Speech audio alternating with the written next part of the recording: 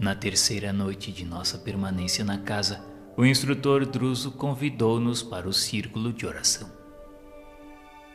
Silas explicava-nos generoso que teríamos oportunidade para interessantes estudos. O serviço da prece em conjunto 2 vezes por semana era realizado na mansão em local próprio e no decurso das atividades que lhe eram afetas materializavam-se habitualmente um ou outro dos orientadores que de esferas mais altas superintendiam a instituição. Nessas ocasiões, Druso e os assessores mais responsáveis recolhiam ordens e instruções variadas atinentes aos numerosos processos de serviço em movimento. Questões eram respondidas, providências de trabalho eram com segurança indicadas. E de certo mesmo nós, adventícios no estabelecimento, poderíamos apresentar qualquer dúvida ou indagação para esclarecimento oportuno. Aquelas palavras alegraram-me profundamente. Hilário, algo preocupado, perguntou se devíamos obedecer a algum programa especial, informando o assistente que nos cabia apenas manter no santuário próximo o coração e a mente escoimados de quaisquer ideias ou sentimentos indignos da reverência e da confiança que nos compete dedicar à providência divina e incompatíveis com a fraternidade que devemos sinceramente uns aos outros. Vali-me de alguns instantes rápidos e roguei a inspiração de Jesus para que a minha presença não fosse motivo de perturbação no ambiente amigo que se propunha acolher-nos. Logo após, seguindo o companheiro, Hilário e eu tivemos acesso a uma sala simples em que Druso nos recebeu sorridente e bondoso. Vasta mesa ladeada de poltronas modestas em que se acomodavam 10 pessoas simpáticas, 7 mulheres e 3 homens, apresentava a cabeceira ampla, pondo em destaque a grande poltrona em que o diretor da casa se sentaria. Do outro lado, à nossa frente, surgia larga tela translúcida, medindo aproximadamente 6 metros quadrados. Fora do círculo de pessoas que evidentemente emprestariam cooperação mais ampla à tarefa em perspectiva, achava-se 3 assistentes, 5 enfermeiros, 2 senhoras de aspecto humilde, Silas e nós. Dispunhamos ainda de tempo para conversação edificante e discreta.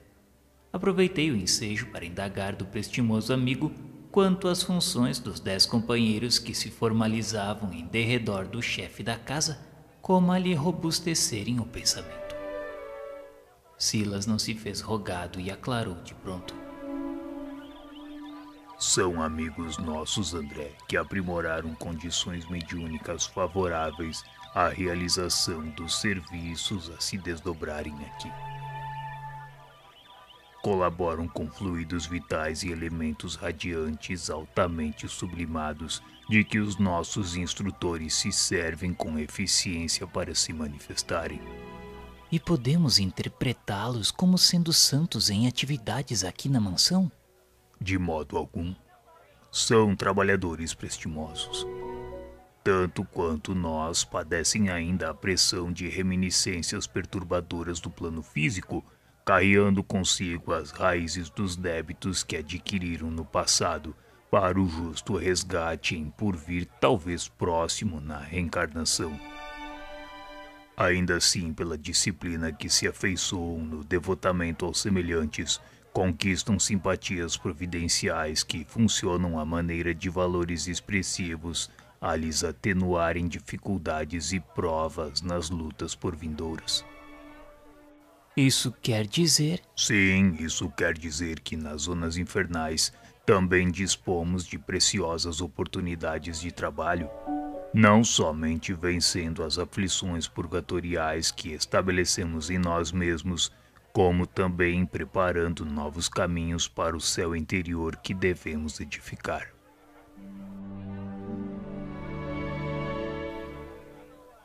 O ensinamento resumia imensas consolações para nós. A essa altura do entendimento, Hilário centralizou a atenção nas 2 damas presentes, cuja apresentação exterior demonstrava a singular diferença do meio a que nos ajustávamos pela extrema tristeza que lhes senhoreavam a fisionomia, e perguntou respeitoso quem eram aquelas irmãs que francamente se distanciavam do tom psíquico ali reinante. Silas apenas sorriu e informou: Elas são irmãs que, por mérito em serviço, receberam o direito de partilhar a reunião de hoje, de modo a suplicarem auxílio na solução dos problemas que lhes tocam a alma de perto. Eu conheço-as pessoalmente. São mulheres desencarnadas que primam pela abnegação, atuando em socorro de espíritos familiares que sofrem nessas regiões as duras consequências dos delitos a que se entregaram imprevidentes. Madalena e Silvia desposaram na existência última 2 irmãos consanguíneos que se odiaram terrivelmente desde a mocidade até a morte. E em razão dessas desavenças cometeram erros deliberados e clamorosos nos setores da política regional em que estiveram situados. Nutriram vastas sementeiras de egoísmo e discórdia, impedindo o progresso da coletividade que lhes cabia servir e alimentando a cisânia e a crueldade entre os companheiros que lhes abraçavam os pontos de vista. Muitos crimes foram postos em execução e incitados por eles ambos, que estimavam acalentar a discórdia incessante entre os consórcios de arregimentação partidária, e por esta razão espiam nas linhas inferiores do sofrimento os delitos de lesa fraternidade que praticaram contra si próprios.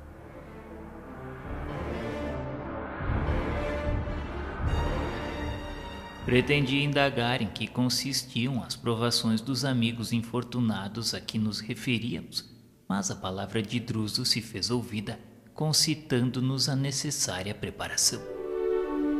Certamente ajuizando quanto às faltas involuntárias em que poderíamos incorrer, pediu para que nós outros, os que partilhávamos a prece ali pela primeira vez, guardássemos plena abstenção de pensamentos menos dignos, abolindo quaisquer recordações desagradáveis, para que não se verificassem interferências na câmara cristalina, nome pelo qual designou o grande espelho à nossa frente, durante a manifestação do venerável mensageiro cuja visita aguardava. Explicou que as forças associadas dos médiuns presentes se caracterizariam por extremo poder plástico e que uma simples ideia nossa, incompatível com a dignidade do recinto, poderia materializar-se criando imagens impróprias, não obstante temporárias, na face do aparelho sob nossa vista.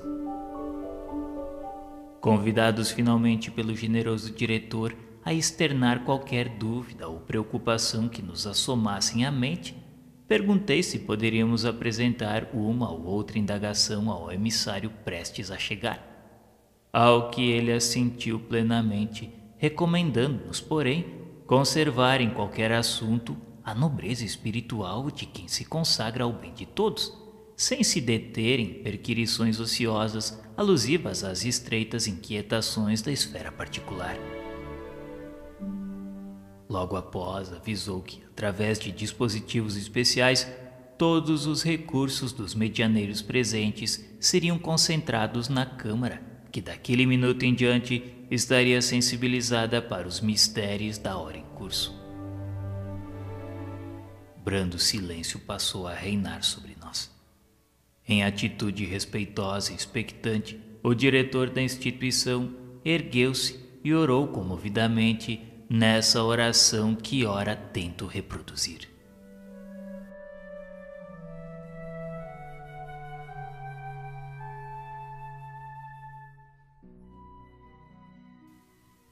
Mestre divino, digna-te abençoar-nos a reunião nesta casa de paz e serviço.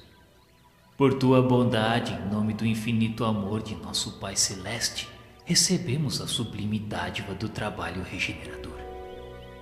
Somos, porém, nestas regiões atormentadas, vastas falanges de espíritos extraviados no sofrimento expiatório depois dos crimes impensados em que chafurdamos a nossa consciência.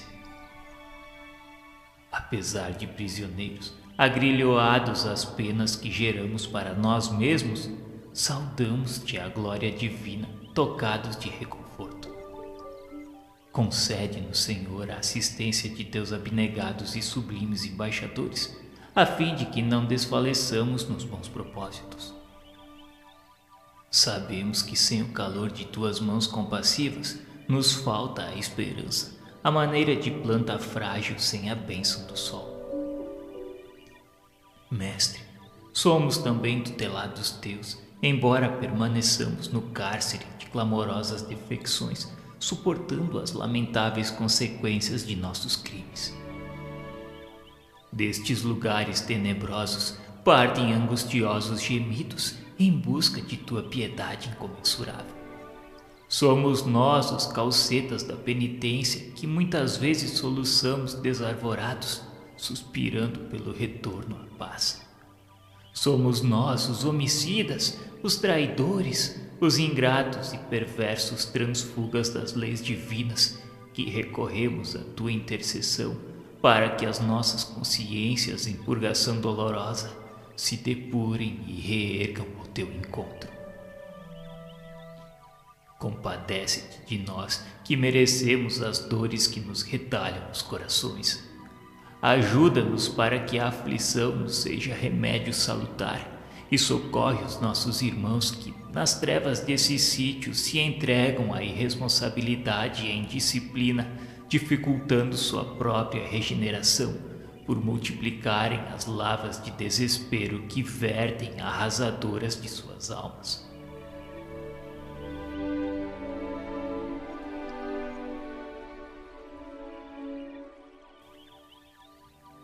Neste ponto da rogativa, Druso fez longa pausa para enxugar as lágrimas que lhe transbordavam dos olhos. A inflexão de suas palavras repletas de dor, como se a ele próprio fosse ali um espírito recluso em padecimentos amargosos, impressionava-me vivamente. Não conseguia desviar dele a atenção.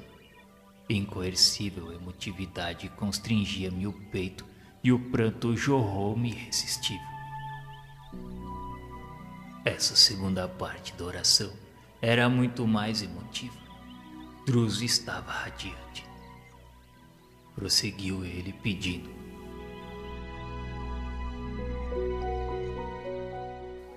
confiaste no Senhor a tarefa de examinar os problemas dos irmãos desventurados que nos batem à porta.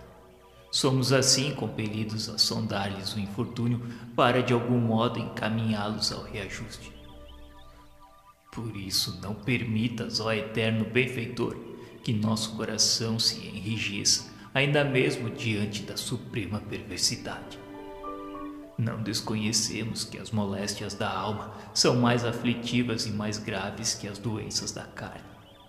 Enche-nos desse modo de infatigável compaixão para que sejamos fiéis instrumentos de teu amor. Permite que teus prepostos nos amparem as decisões nos compromissos por assumir. Não nos relegues à fraqueza que nos é peculiar.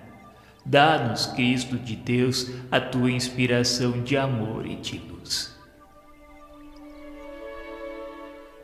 Nesse instante, ainda mesmo que o tom de voz não anunciasse o fim da oração, o generoso amigo não conseguiria continuar, porque a emoção lhe estrangulava a prece na garganta. Todos chorávamos contagiados por suas lágrimas abundantes. Quem era Druso, afinal, para entregar-se daquele modo à oração, como se ele próprio fosse entre nós o maior dos torturados? Não tive tempo para estender qualquer consideração, porquanto, respondendo ao apelo ardente que ouvíramos, extensa massa de vaporosa neblina cobriu a face do espelho próximo. Fixei admirado, e pareceu-me identificar largo floco de névoa primaveril a distender-se alva e imóvel. Estáticos e felizes, vimos emergir da leitosa nuvem a figura respeitável de um homem aparentemente envelhecido na forma, revelando, porém, a mais intensa juvenilidade no olhar.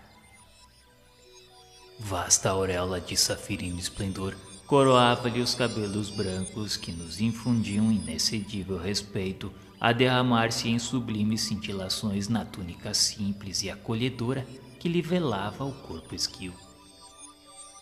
No semblante nobre e calmo vagava um sorriso que não chegava a fixar-se. Após um minuto de silenciosa contemplação, levantou a destra que despediu grande jorro de luz sobre nós e saudou. Que a paz do Senhor seja convosco.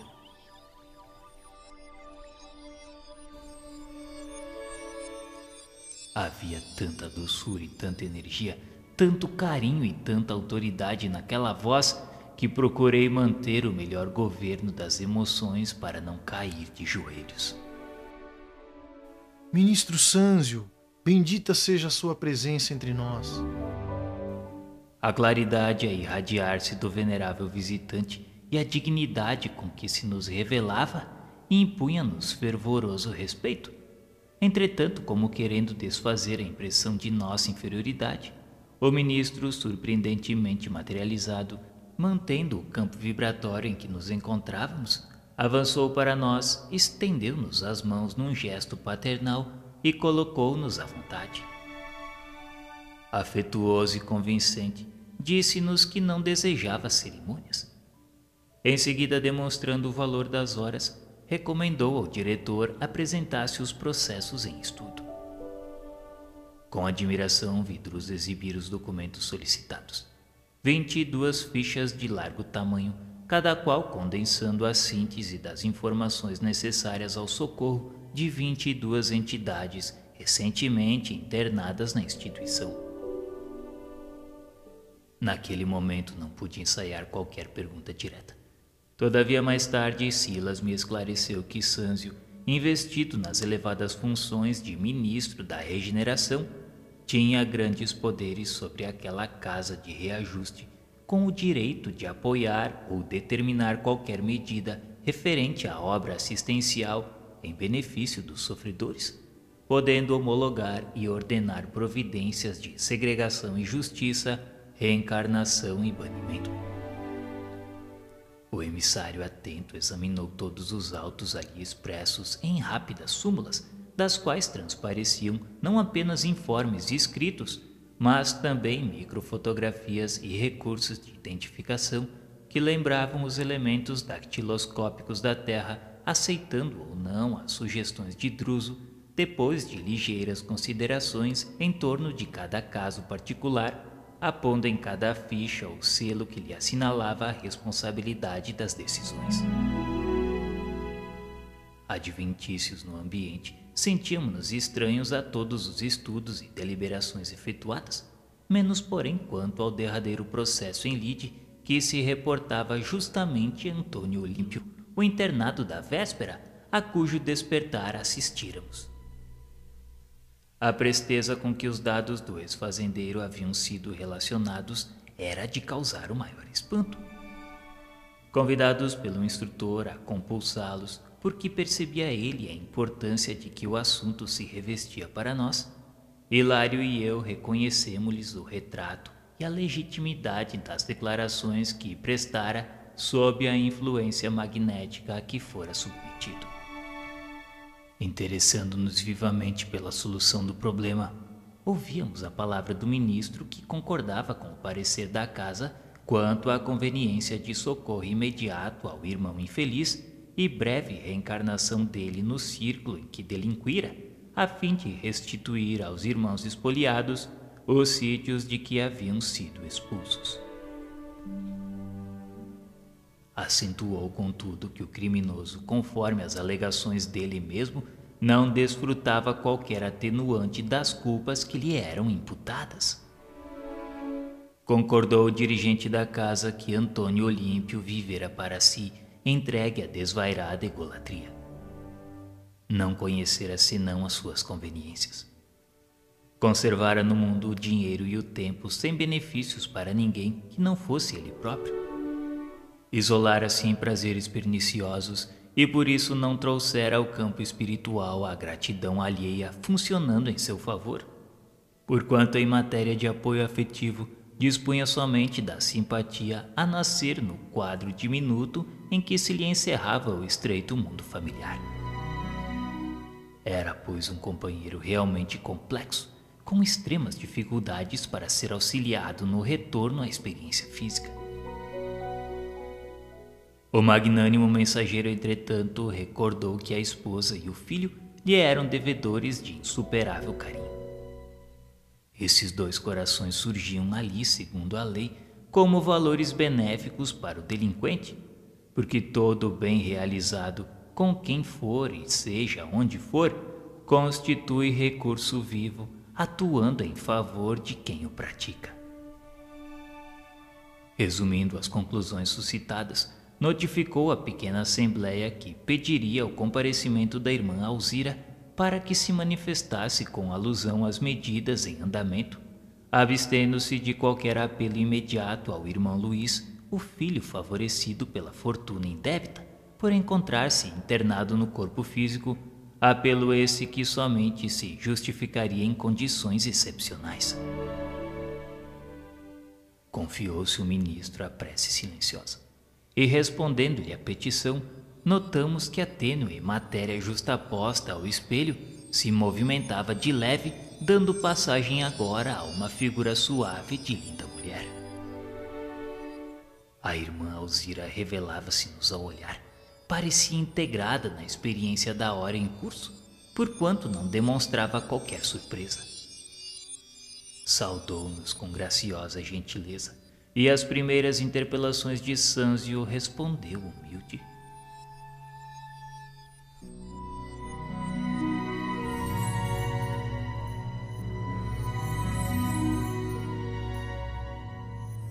Venerável benfeitor, compreendo a difícil posição do meu antigo companheiro nos compromissos assumidos e ofereço-me de boa vontade para coadjuvar-lhe o serviço restaurador. Aliás, venho suspirando por essa possibilidade que significa para mim valiosa bênção. Antônio Olímpio terá sido um carrasco dos próprios irmãos, aniquilando-lhes o corpo para usurpar-lhes os haveres. Contudo, para meu filho e para mim, foi sempre um amigo e um protetor, abnegado e queridíssimo. Ajudá-lo a reerguer-se para minha alma não é apenas dever, mas também inexprimível felicidade. Sabes, no entanto, que os irmãos assassinados perseveram no ódio e perseguiram-no até agora sem tréguas. Sim, sei tudo isso. Conheço-lhes o poder vingador. Arrebataram meu esposo da quietação do túmulo para se saciarem no desforço terrível e nunca me permitiram qualquer aproximação com ele no vale de trevas em que se demoram por tantos anos. Além disso, ressarcindo meus débitos do passado, sucumbi por minha vez às mãos deles dois em tremenda obsessão no mesmo lago em que perderam o corpo físico. Isso, porém, não é motivo para recuo. Estou pronta para o serviço em que possa ser útil. A recuperação do Olímpio para a encarnação exigirá tempo. Contudo, podes, com o auxílio deste pouso, iniciar a obra socorrista. As vítimas de ontem, hoje transformadas em verdugos enrijecidos, moram na herdade que lhes foi arrebatada pelo irmão fraticida, alimentando o ódio contra os seus descendentes e conturbando-lhes a vida.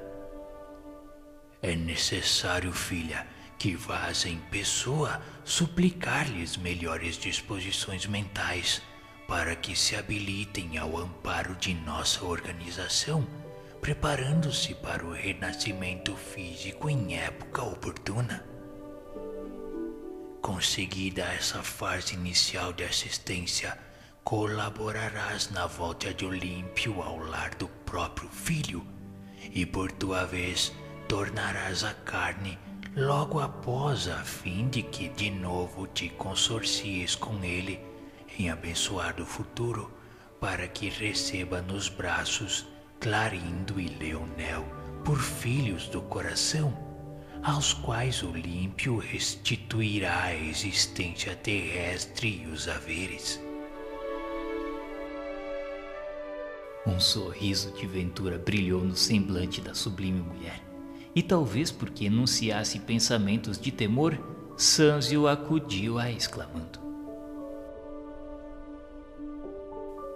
Por isso não desfaleças, Alzira.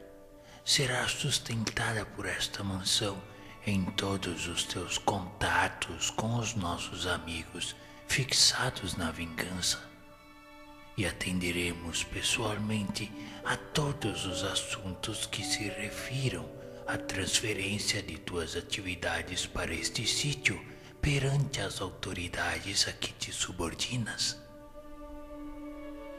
Nossos irmãos infortunados não estarão insensíveis aos teus rogos. Sofreste-lhes impiedosos golpes nos derradeiros dias de tua permanência no mundo, e a humildade dos que sofrem é fator essencial na renovação dos que fazem sofrer. A digna criatura, em lágrimas de jubiloso reconhecimento, beijou-lhe a destra e afastou-se. A cena tocante e simples emocionara-nos fundamente. Senti o incomensurável amor de Deus alicerçando os fundamentos de sua justiça indefectível, e no imo d'alma bradei para os meus próprios ouvidos: Louvado sejas tu, Pai de infinita bondade, que semeias a esperança e a alegria até nos infernos do crime, como desabotou as rosas de beleza e perfume no seio dos espinheiros. Autorizadas por Druso, Madalena e Silvia aproximaram-se do ministro, implorando-lhe a intercessão para que os esposos fossem atendidos naquele estabelecimento de paz e fraternidade para a reconstrução do destino à frente do porvir. Sanzio acolheu-lhes as súplicas com benevolência e carinho, determinando o recolhimento de ambos os infelizes no clima do instituto e prometendo facilitar-lhes a reencarnação para breve. Ligeiro sinal do diretor fez-nos sentir que o instante era agora livre para os entendimentos educativos. Assim, impressionados com o que víramos e observáramos, Hilário e eu acercamo-nos do venerável mensageiro com o propósito de ouvi-lo, a fim de aproveitarmos aquela hora de conversação rara e bela.